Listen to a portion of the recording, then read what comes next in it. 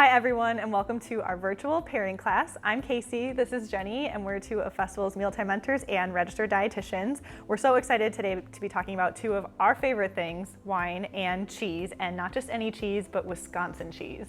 Yes, and the pairings today are really just like starting points, so feel free to use whatever cheese you would like. Wisconsin cheesemakers have been making cheese for over 175 years, so you know that there's a lot of really good cheese to choose from.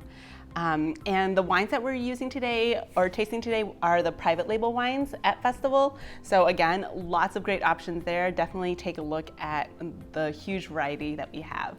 Yes, so let's get started right away. Basically, our rule for pairing our wines and cheeses is we just kind of want to match the level of intensity of each of them. So we don't want the cheese to overpower the wine or the wine to overpower the cheese. So getting started then, the wine that we are going to start with is a Pinot Noir, and this is from the Chop House brand. Pinot Noirs are really nice because obviously they're reds, but they're a little bit more light-bodied and smooth than some other reds. They're definitely still pretty dry though, but they do have those fruity, like red fruit and a little bit of earthy notes too. Yeah, definitely a light one. Yes, very good though. Very approachable. Yes, that's a good way to put it. Okay, so the first cheese that we're going to be pairing with the Chop House Pinot Noir is a Belgioso Asiago. So let's grab this one. If you've never had it before, this is a mountain cheese that is similar to Parmesan, which I think most people are familiar with. It's hard, slightly tart, savory, and a little bit fruity as well. So it pairs really well with the Pinot Noir because the Pinot has like that really bright, fruity flavor that kind of pairs with the funkiness of the Asiago, and again has like that slightly fruity note to it as well. Yes, yeah, the Asiago is definitely like you said, funky. It smells a little bit different, and it kind of carries through the taste as well. But that's a good contrast with the fruitiness. Ready for the second cheese? I think so. Okay, so the second one that we are tasting today is Hennings Havarti. This is a really soft, creamy Danish cheese. It's really versatile. It has tiny little holes in it sometimes called eyes, which I think is really cute. And you can find different types of Havarti with like dill or other flavorings mixed in. This is just a plain one. It's really rich and buttery and smooth, and it works well with the Pinot Noir because it's a lighter red wine. It also does work well with white wines too. Oh yeah, definitely a milder combination than the Asiago was. And I do want to note that this particular cheese you can find in our dairy department instead of the deli cheese island. This one's really good. Like you said, approachable. All right, our next wine that we have that we're trying today is Cabernet Sauvignon, and it's HALSFIELD. So like other Cabernets, this is a bolder wine. It's a little bit heavier than the Pinot Noir that we just tried, and it's definitely a drier wine as well. Lots of flavor. Yes, it's got different kind of like dark berry notes in this. You get a little bit of like the baking spice aromas that they talk about. I understand what they mean though with these, almost like vanilla at times too. So definitely bolder and drier than the last one. All right, so the first cheese that we're going to be pairing with this is Sartori Montemor, one of our favorite cheeses. Yes, so if you've never had it before, it is like an Alpine cheddar crossover cheese. And Alpine cheeses are really full-bodied mountain cheeses. They're typically like semi-firm to hard. And then this cheese has like a really wonderful, rich, nutty flavor to it.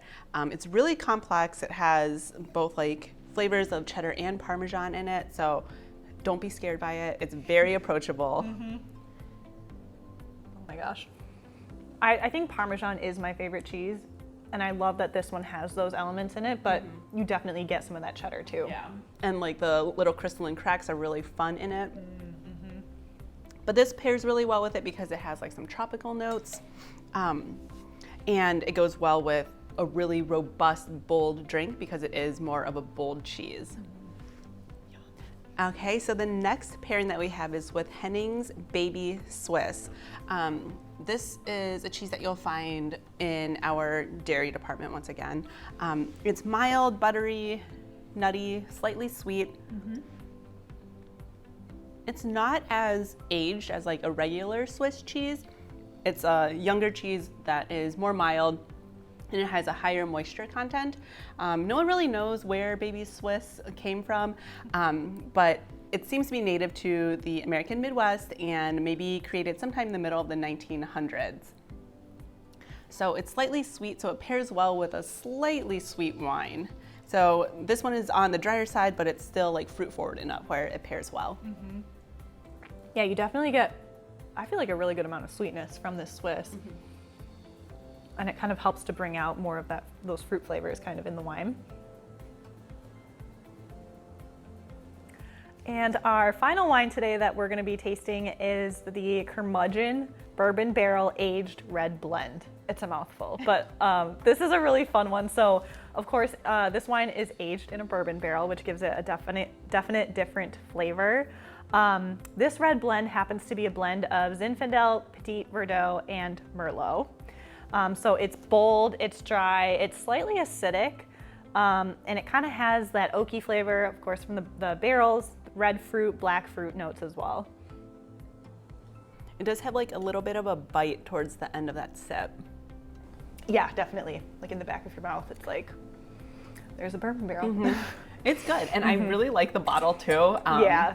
It kind of looks like a whiskey bottle. Yes. Yeah, it's a good way to differentiate it from the rest of your red wines. All right, so for our first pairing, we are pairing this with Wisconsin Graders Reserve 7-year cheddar. So this is a sharp, full flavored cheddar that has those like crystalline cracks in it.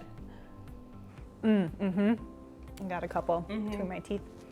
So good. So those crystals form over a long period of time because of a chemical reaction and protein breakdown. So don't worry, it's completely safe to eat.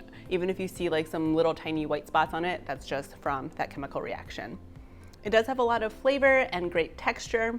So we want a wine that can stand up to it because it's a very full flavored cheese. And I would say this wine definitely does. I think so, yeah. There's a lot of personality. Like, you know, it definitely stands up to it. All right, and for our second pairing with this wine, we have a Munster from North Country. Munster originated in ancient France, and it's one of our country's first semi-soft cheeses. So that's a fun fact.